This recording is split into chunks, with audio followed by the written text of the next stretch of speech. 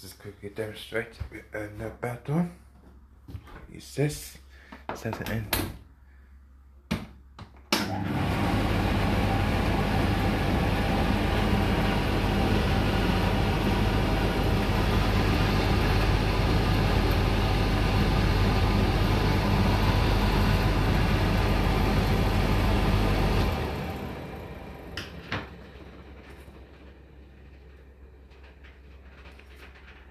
Okay, I got a belt now, so I'm just gonna leave it off here now. So I'll put engineers into engineers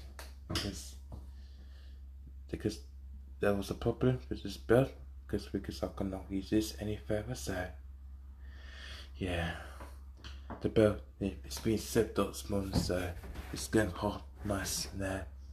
And just been installed like this, so I can't be using that any further. So it's been here for the last 6 years or nearly 7 years old. So yeah,